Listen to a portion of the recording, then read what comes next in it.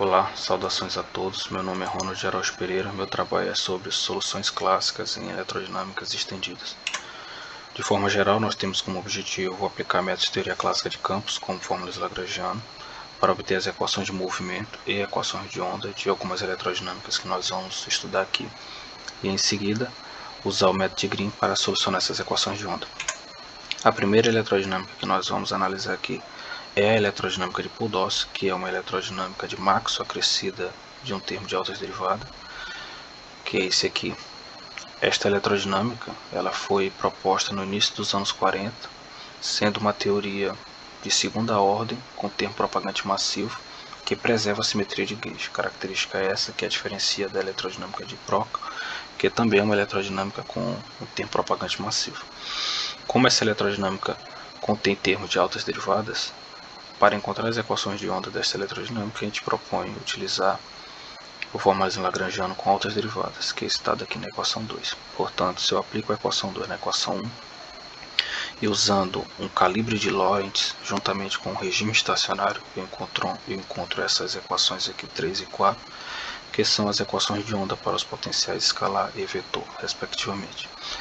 Para solucionar essas equações, a gente propõe o método de Green, que em especial aplicado aqui na equação 3, eu encontro essa solução para o potencial escalar.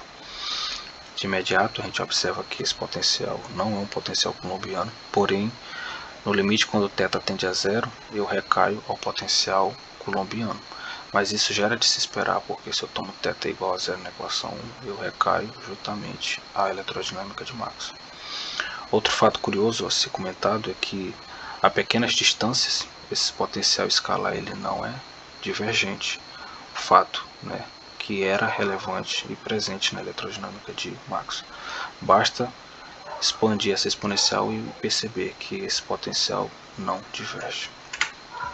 Outra eletrodinâmica que a gente propõe analisar é a eletrodinâmica CPT-PA, que consiste na eletrodinâmica de Maxwell acrescida com um termo que quebra a simetria de Lorentz, que é esse tensor Kf, que é um tensor quadridimensional fixo que carrega as mesmas simetrias do tensor de Riemann. Então, aplicando o formalismo lagrangiano dado aqui na equação 7, na equação 6, a gente obtém essa seguinte equação de onda para o potencial escalar e para o potencial vetor. Novamente, a gente propõe resolver essas equações utilizando o método de Green, que consiste em tomar esta estrutura diferencial aqui, em especial para a equação 8. Então, se vale essa equação 10, a solução para o potencial escalar é a convolução da função de Green com a parte não homogênea da equação 8, que é dada aqui. Então, tomando as transformadas de Fourier da função g e da função delta, a cara para o potencial escalar essa é dada aqui na equação 12. Que de tal forma, se eu considero uma densidade de carga para uma carga pontual estática e para uma carga pontual estacionária, a densidade de carga e corrente são escritas dessa forma, o que leva a seguinte cara para o potencial escalar dada aqui em 13. Se eu tomo menos o gradiente dessa função, eu obtenho o campo elétrico para uma carga estática dada em 14 e uma carga estacionária dada em 15. Novamente, a gente repara que se a gente considerar a componente espacial do campo de fundo sendo nula, a gente recai ao resultado maxiliano. Então, analogamente, se eu tomo a solução do campo magnético, dado pelaquela equação de onda escrita no potencial vetor usando o método de Green, eu encontro essa solução aqui, 16, para o campo magnético. Novamente, se eu considero essa densidade de carga e essa densidade de corrente, eu obtenho essa cara aqui para o campo magnético.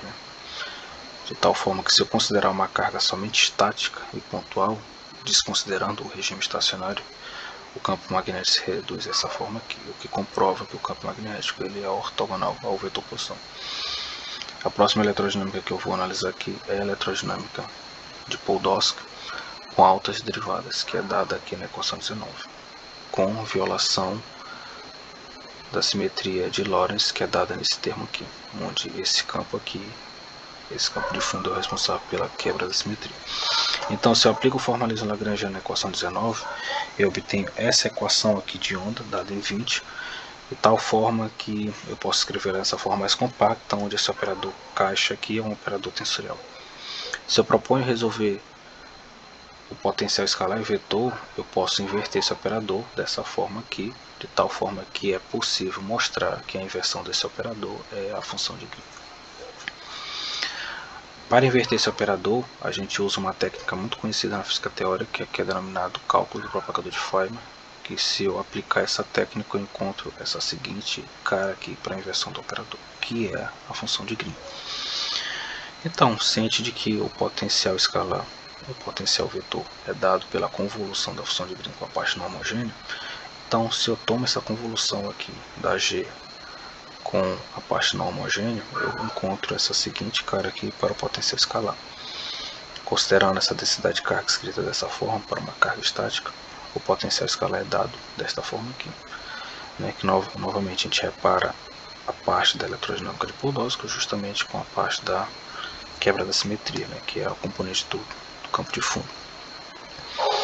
Então, se eu tomo a componente temporal do campo de fundo nula, eu recaio o resultado da eletrodinâmica de Podolsky sem a quebra da simetria.